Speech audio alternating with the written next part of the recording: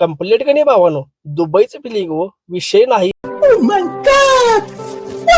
Bag वगैरे pack करून आम्ही कोल्हापूरला यायला निघायला लागलेलो.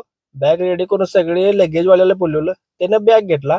खाली आलो बघा, गाडी बघा आपली VIP पार्किंग, सगळं सिस्टमॅटिक असते बघा भावानो. मग आम्ही जायला निघालो. मग जायला. आता विषय असा म्हणजे आम्हाला जायचं होतं एअरपोर्टला, एका गेस्टना सोडायचं होतं. तो जो फ्लायओव्हर घेतला, 10 किलोमीटर फ्लायओव्हर होता बघा भावानो. मग आम्ही एअरपोर्टच्या रोडला लागलो. कंप्लीट का नाही भावानो, दुबईचं फिलिंग हो, विषय नाही. मग आम्ही एअरपोर्टच्या इथं जवळच पोहोचलेलो. आणि एअरपोर्ट लय मोठा आहे भावानो, विषय नाही म्हणजे का नाही, दुबई फिलिंग कंप्लीट, खरंच सांगतो भावानो. मग गेस्टना जे सोडलं ते लागलो आम्ही रोडला जायला, डायरेक्ट कोल्हापूरला जायचं होतं. रिंग रोड जे घेतला, 120 या रोडला बघा भावानो लिमिट आहे. आम्ही गाडी केली गोळी, डायरेक्ट लागलो बघा कोल्हापूरच्या दिशेला. हे हायवे बघा भावानो, हैदराबाद आणि कर्नाटका सेम रस्ता आहे म्हणजे की नाही, कम्प्लीट एरोप्लेनचा रनवेच. रस्त्यावरून तर कळालं भावानो आपला महाराष्ट्र आला.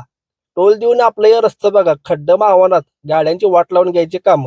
सोलापूरमध्ये आल्यावर एक रावजी हॉटेल होतं, त्याला आम्ही जेवायला तावलं, मटण भाकरी.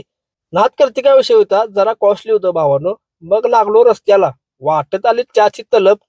चहाचा दिला दणका, गुळाचा चाहू. मग लागलो बघा सांगलीच्या दिशेला. सांगली होती होती इथनं 100.